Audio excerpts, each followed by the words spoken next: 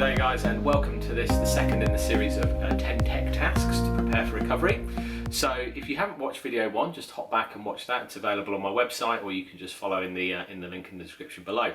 Today we're going to talk about Google Analytics. We're going to talk about what it is, why you need it, and how to tell if you've got it.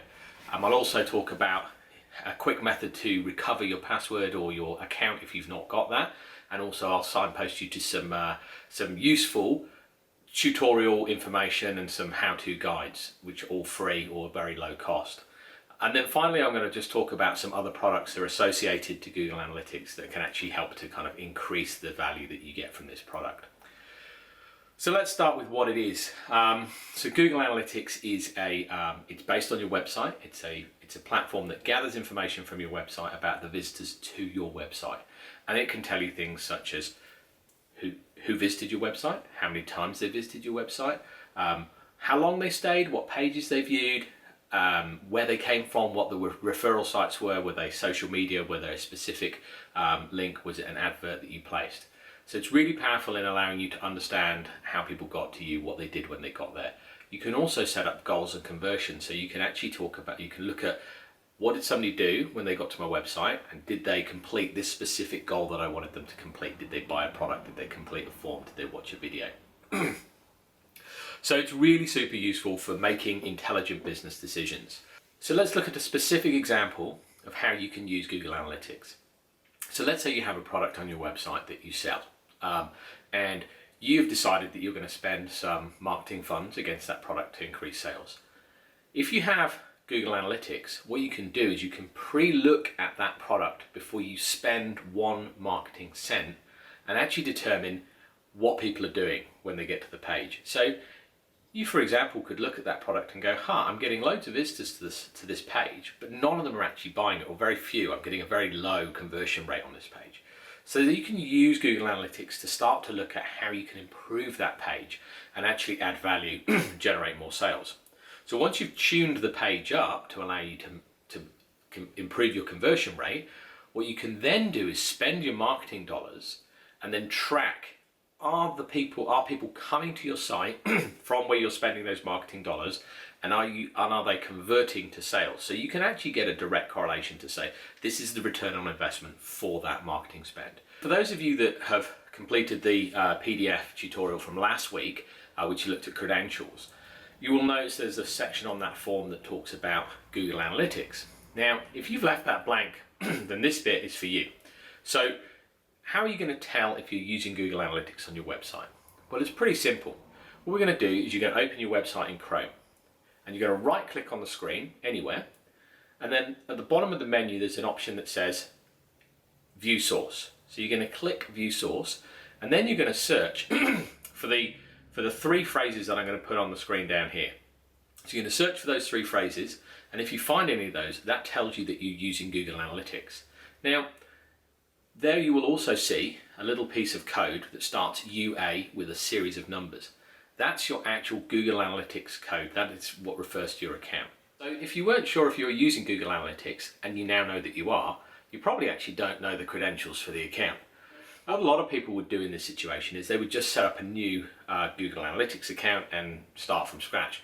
But we don't want to do that. We want to preserve that historical data that's there so that we can use that going forward to make these smart and informed decisions.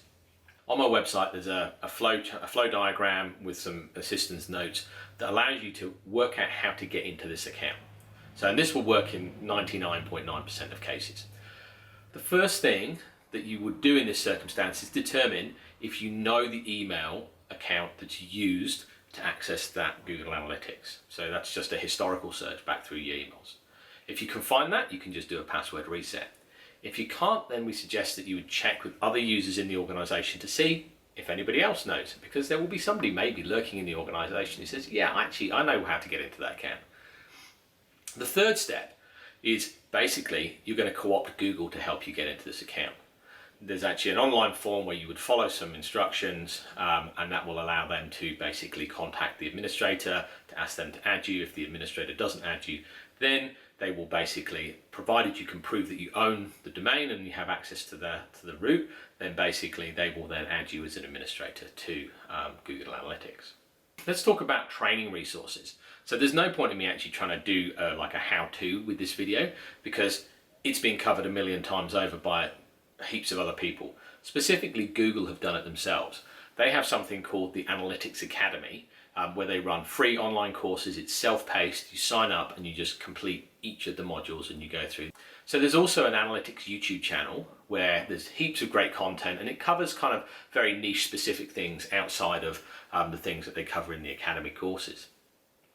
There's also a number of online providers who provide sort of low cost paid for online training. So the likes of Skillshare, who are not a sponsor, but the likes of Skillshare, they will basically provide courses that you can do, again, self-paced online. So I also said that I wanted to talk about some other programs that sit within the Google Marketing Platform that complement Google Analytics. So when you've heard of these, then you can then kind of go on and research and learn to use these after you've mastered Google Analytics. So the first one is Google Tag Manager. Google Tag Manager is a program that allows you to insert a tracking pixel onto your website without having to update the code. And the reason this is useful is because it allows you to take control of understanding certain events on your website without having to involve a programmer. So really powerful for marketing, that kind of stuff. You can add what they call a pixel, a tracking pixel, to the site. You then have a trigger. The trigger is something that causes the tracking pixel to fire and then send a result to Google Analytics that says this event was completed.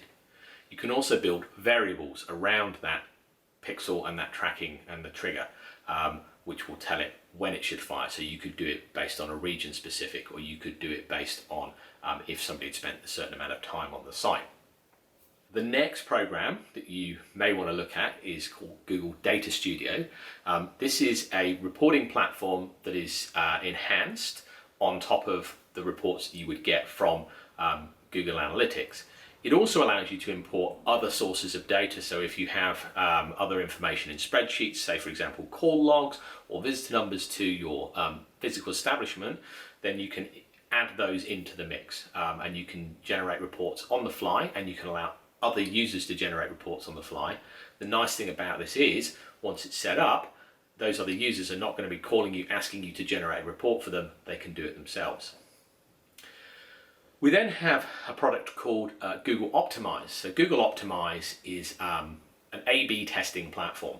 So what it allows you to do is generate two versions of the same page and test those to see which one performs better with your users. Really useful if we go back to that example of selling a product online and you're not getting the throughput that you would expect or the conversion that you would expect for that product. What you can do is you can create two versions of that page and see which works better. So really useful. The final product I want to talk about is Google Surveys.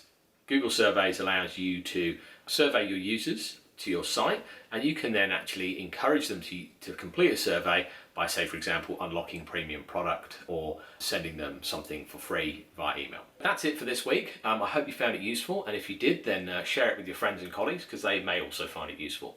I look forward to seeing you back next week for episode 3 in the 10 Tech Tasks to Prepare for Recovery.